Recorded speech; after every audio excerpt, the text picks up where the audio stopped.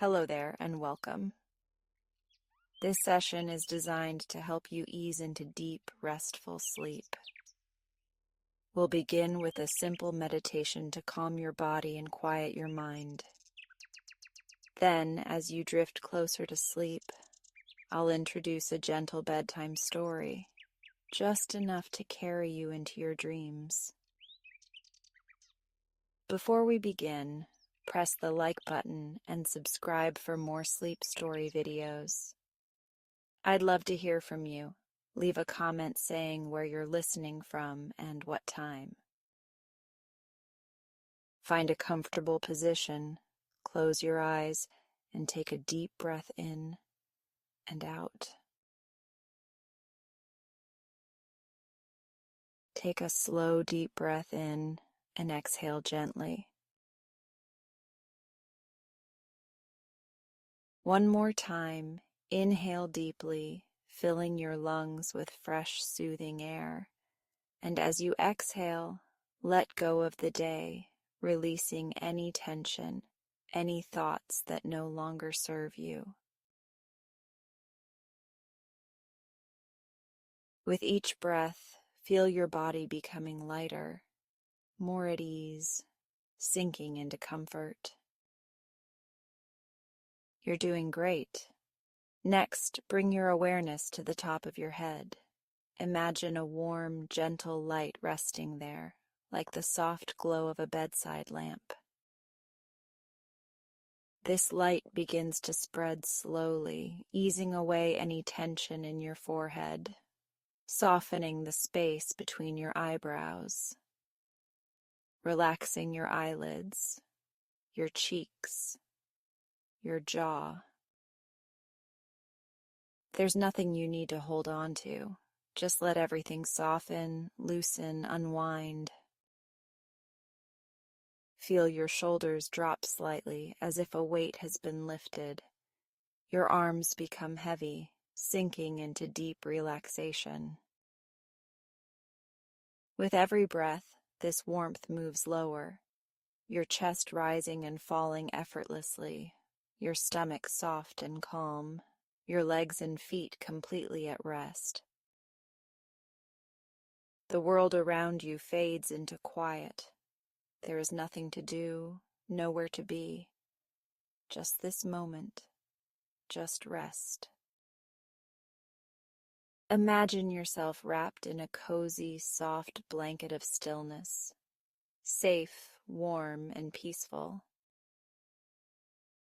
Each breath carries you deeper into comfort, deeper into rest, deeper into sleep.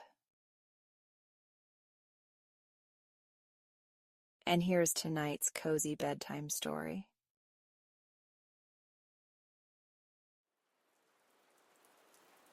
The Library of Forgotten Letters.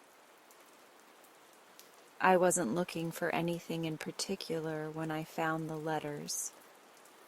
Just another lazy Saturday spent wandering the aisles of the town's old library, where the scent of aged paper and worn leather wrapped around me like a familiar embrace. I had pulled a book from the highest shelf in the history section, a dusty, forgotten tome that hadn't seen the light of day in years. As I flipped through its yellowed pages, a small bundle of folded parchment slipped out and fluttered to the ground. My curiosity was instantly piqued. Kneeling, I carefully gathered the papers. The ink, though faded, still carried the looping elegance of old-fashioned penmanship. My fingers trembled as I unfolded the first sheet. Dearest Margaret, every day I am away from you, I count the hours until I can see you again. You are the rhythm in my heart, the air in my lungs. I love you more than I have ever loved anything, and I only wish to be by your side always. Yours forever, Henry. My breath hitched. It was a love letter, a real honest-to-God love letter from another era, tucked away inside a book that likely hadn't been checked out in decades. I glanced at the second letter, then the third, each one addressed to someone different. Margaret, Ruth, Evelyn. The pages were filled with longing, devotion, and confessions of love so deep they felt almost sacred. But none of them bore an address. None of them had been sent. A mystery unfolded before me, and I couldn't ignore it. The name at the bottom of each letter was the same, Henry Whitmore. With the stack of letters clutched tightly in my hand, I made my way to the front desk. Miss Evelyn, the elderly librarian who had worked here since what felt like the dawn of time, peered at me over the rims of her glasses. "Something on your mind, dear?" she asked, noting my bewildered expression.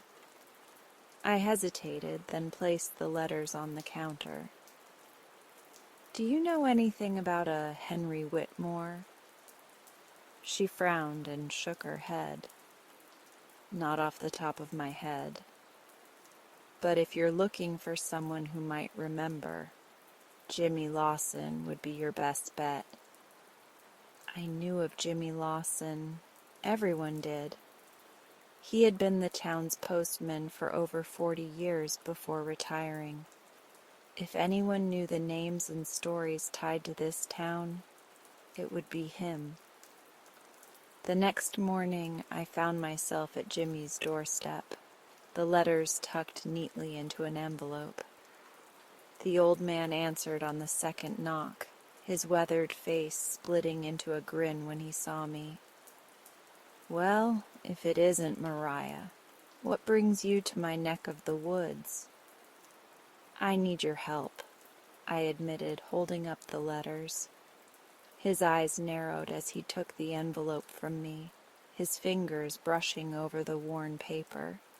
He pulled out the top letter and read it silently. A moment later, he let out a soft chuckle. "Henry Whitmore," he mused, shaking his head. "Now there's a name I haven't heard in years." "You knew him?" I asked, my excitement mounting. "Knew of him," Jimmy corrected. "He was a young man back in the 50s, kept to himself mostly, but folks always whispered about him being in love with one of the town girls. No one ever knew which one, though." I swallowed. "These letters, they were never sent." Jimmy exhaled, his expression turning thoughtful. "Maybe he was afraid, or maybe it just wasn't meant to be." I couldn't accept that.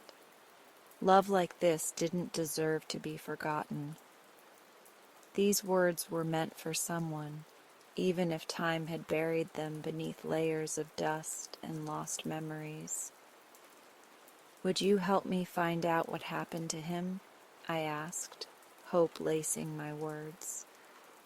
Jimmy studied me for a long moment before nodding. "All right, Mariah. Let's see if we can give these letters the endings they deserve." The search led us to old town records, faded newspaper clippings, and conversations with people who still remembered the name Henry Whitmore. We discovered that Henry had once worked at the hardware store on Main Street, that he had a fondness for poetry, and that he had indeed been in love. But who had captured his heart? It was Miss Evelyn who finally led us to the answer. She pursed her lips when I brought up Henry's name again, then sighed as if recalling a long-buried sorrow. "Henry was a good man," she said. "He loved deeply, but he was also a man bound by circumstance." "What do you mean?" I pressed. "There was a girl. she admitted softly. Margaret Jennings. I nearly gasped. The first name on the letters. They were sweet on each other, Evelyn continued. But Margaret's parents didn't approve. They wanted her to marry someone with a stable future. And Henry, well, he didn't have much to his name back then. So, what happened? Margaret's family moved away before Henry ever had the chance to tell her how he felt. The weight of the words settled deep in my chest. He had loved her, truly loved her, and never had the chance to say it. Instead, he had poured his heart into letters that had never found their way to her hands. But it wasn't too late.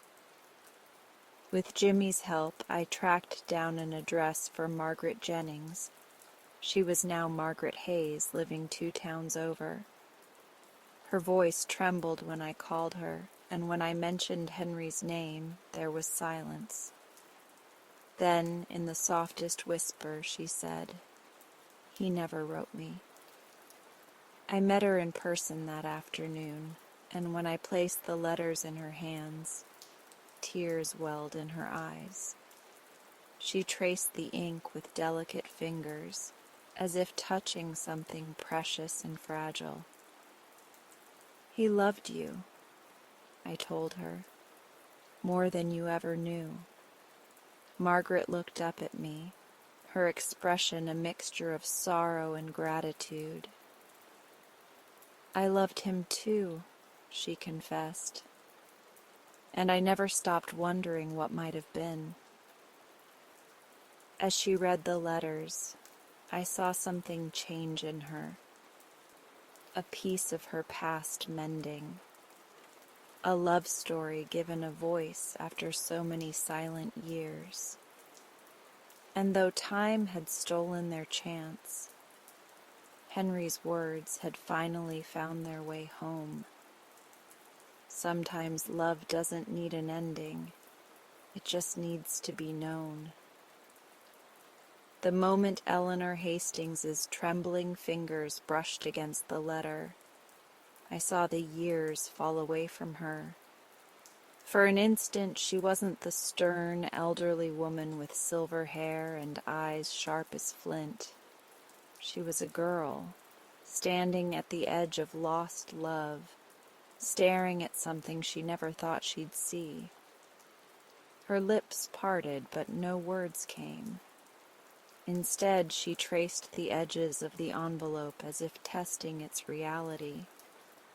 The moment stretched between us, fragile as a thread of silk, until finally her voice, hoarse, trembling, broke the silence.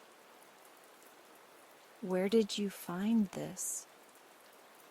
"In an old box at an estate sale," I said, careful not to rush her.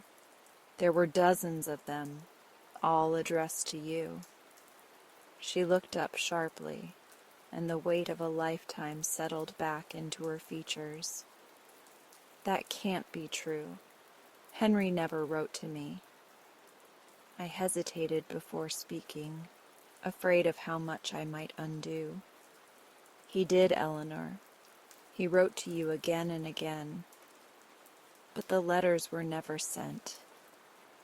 Her breath caught. "Never sent?" She whispered it, as if trying to make sense of the words. Then, with hands steadier than I expected, she broke the seal and unfolded the first letter. Her eyes scanned the faded ink, the elegant slant of Henry's handwriting, and the walls she had so carefully built around her memories began to crumble. "My dearest Eleanor," she read aloud, her voice thick with emotion.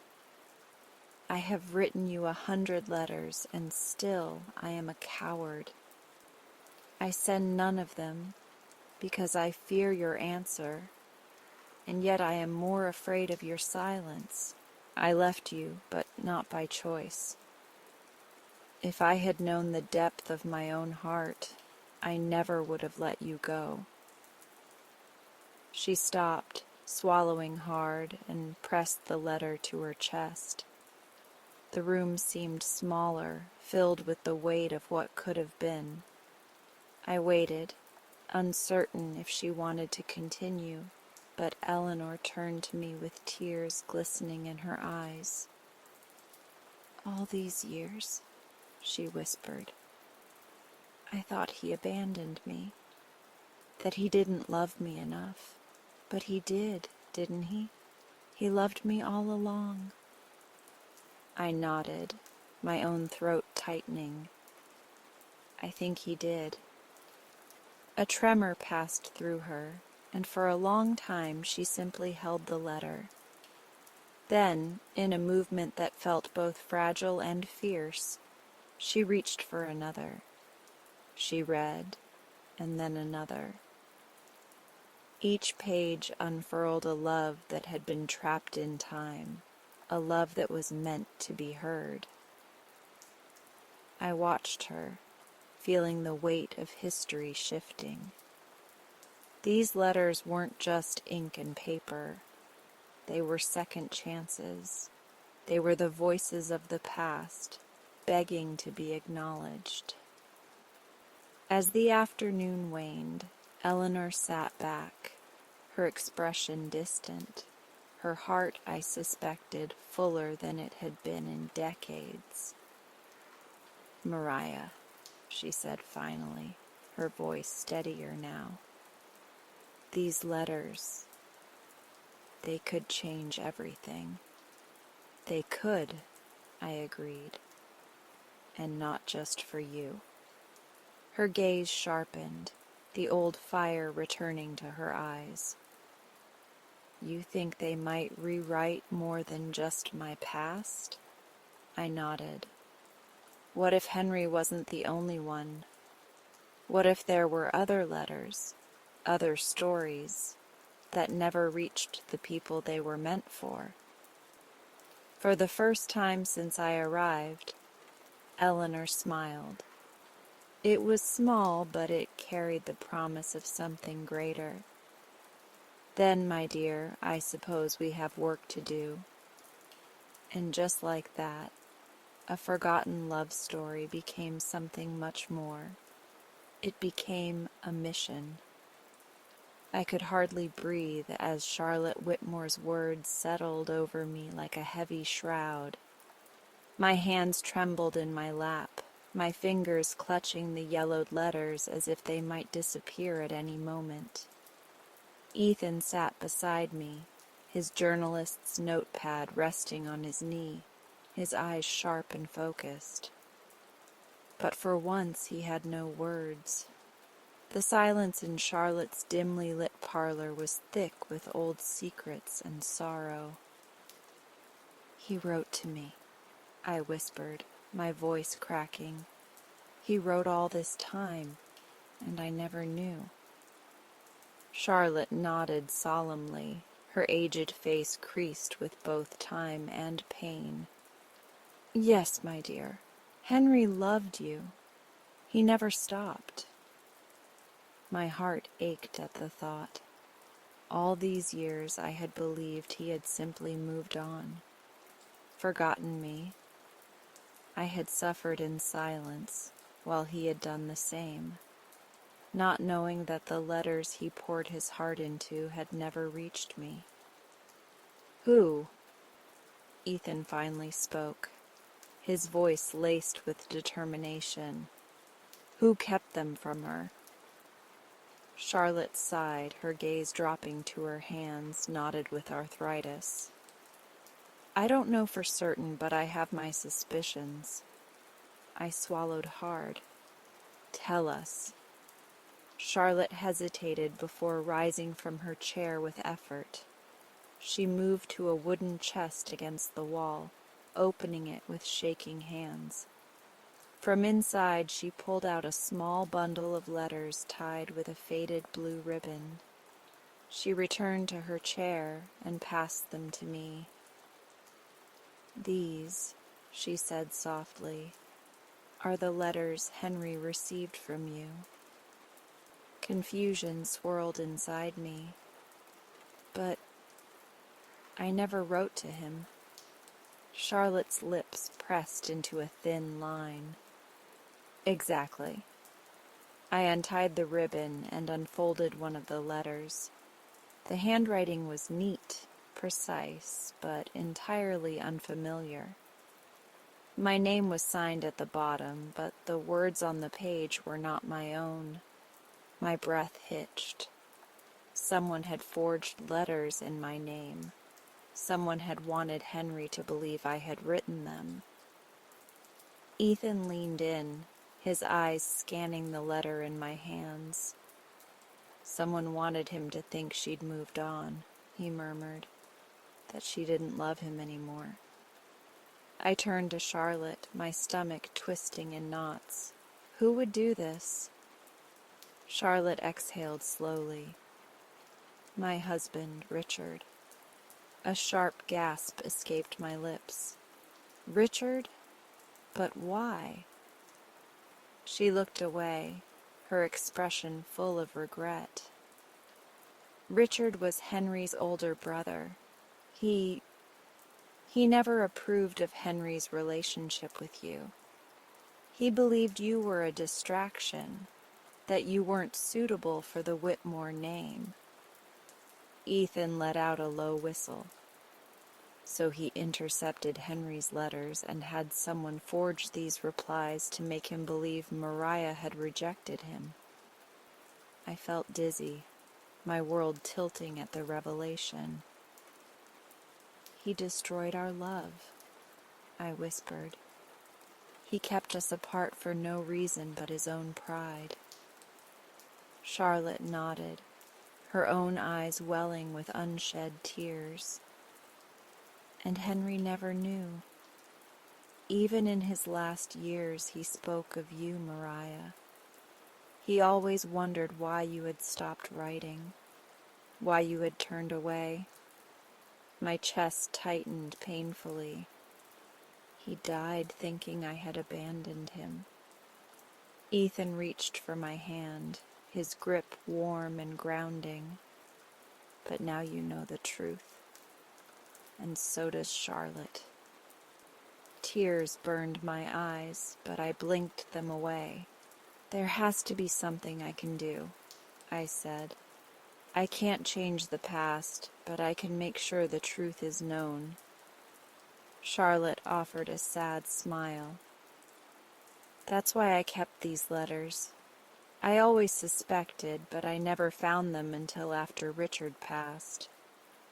When I did, it was too late to tell Henry, but not too late for you. Ethan straightened.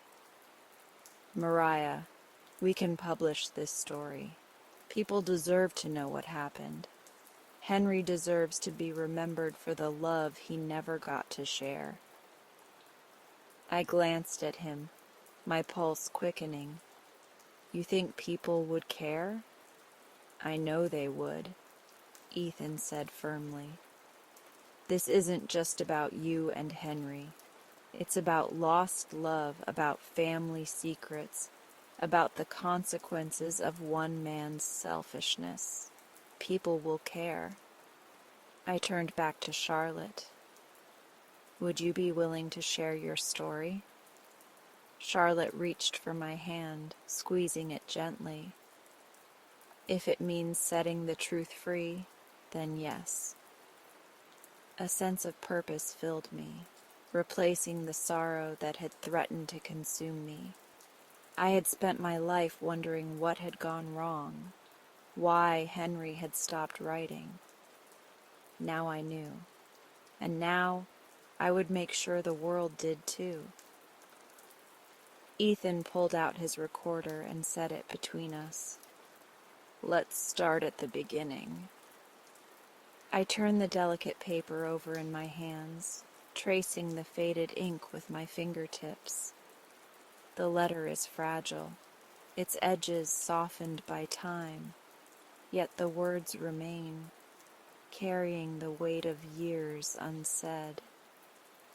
The name on the envelope is unmistakable. Margaret Maggie Lane. My breath stills. Another lost letter, another story waiting to be told. Finding these letters had become more than a simple task. It was a calling. Each envelope I uncovered held whispers of the past, frozen moments that begged to be acknowledged. And yet this letter, more than any other, sent a chill through me. I had spoken to Miss Lane before. She was always kind but distant, her eyes reflecting a sorrow I had never understood. Now I knew why. I make my way to her house, the letter safe in my coat pocket. The afternoon sun slants through the trees, casting golden light onto the path. As I step onto her porch, I hesitate, feeling the weight of the moment pressing against my chest. What if this letter reopens wounds that had only just healed? Taking a deep breath, I knock.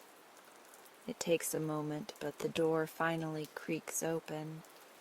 Maggie Lane stands before me, her silver hair swept into a loose bun, her blue eyes sharp despite the fine lines of age. She blinks at me, then at the envelope in my hands. Her fingers tremble as she reaches for it. "I never thought I'd see this again," she murmurs, more to herself than to me. "Would you like me to stay?"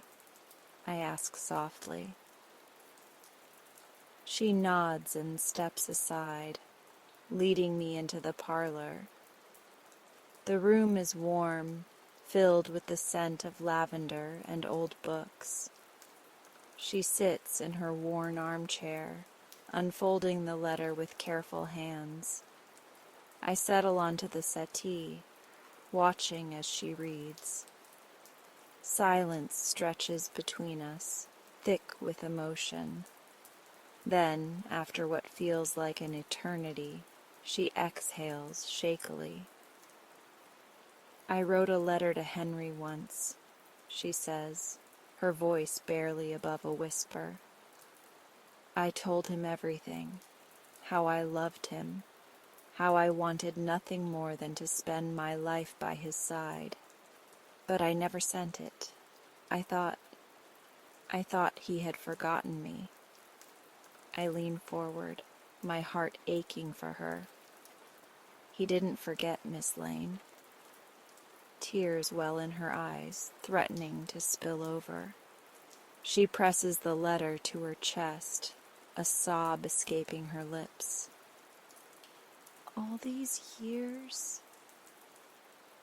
I never knew." I reach for her hand, offering what little comfort I can.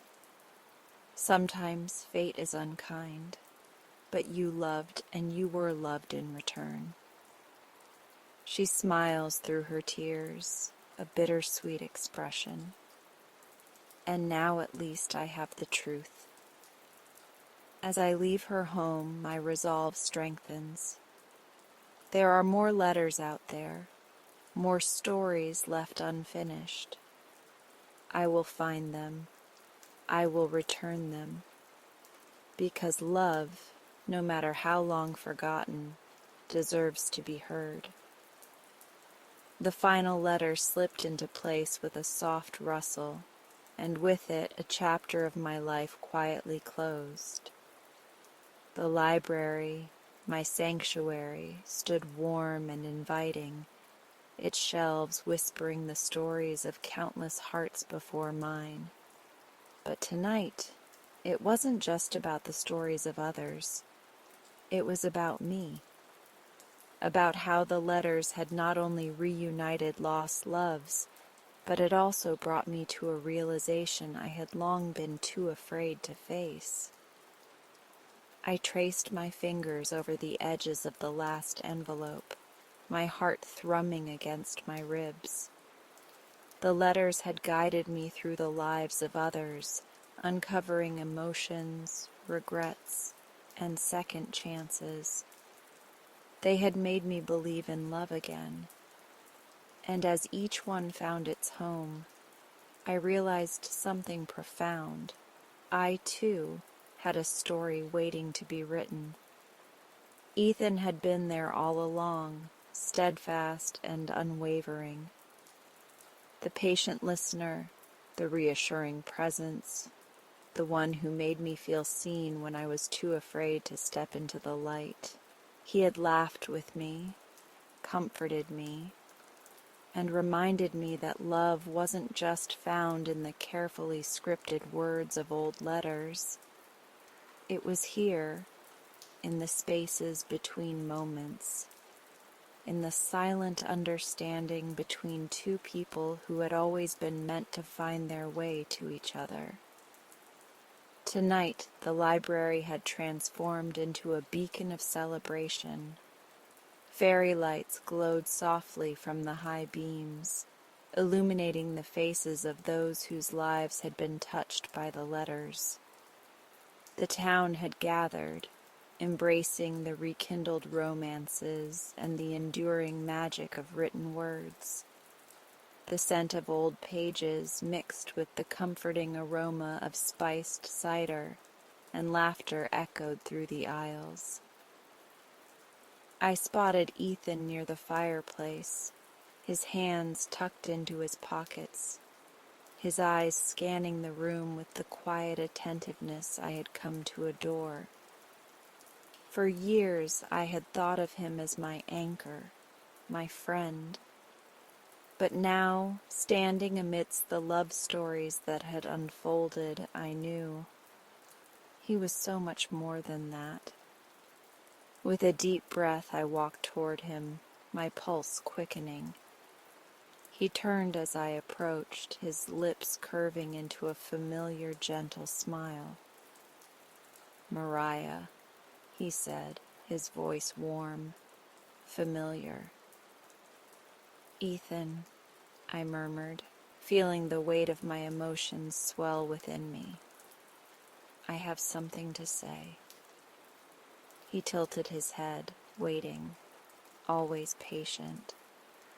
I exhaled slowly, steadying my nerves. All this time I've been helping others find the words they couldn't say, but I think I was avoiding my own. I glanced down, gathering courage before meeting his gaze again. "I don't want to hide from this anymore. From you. I think I've been in love with you for a long time." For a moment, time seemed to suspend itself, the noise of the library fading into the background. Then Ethan took a step closer, his expression soft yet intent. "Mariah," he said, his voice a quiet confession of its own. "I was beginning to think I'd spend my whole life waiting for you to realize that." A breath of laughter escaped me, shaky but real. And then, just like the stories we had uncovered, just like the letters that had bridged distances and time, we found our way to each other. As Ethan reached for my hand, lacing his fingers through mine, the warmth of his touch spread through me like the promise of a new beginning. The library around us buzzed with life, with love, with the stories that would continue to unfold. And in that moment, I knew this was my story, our story.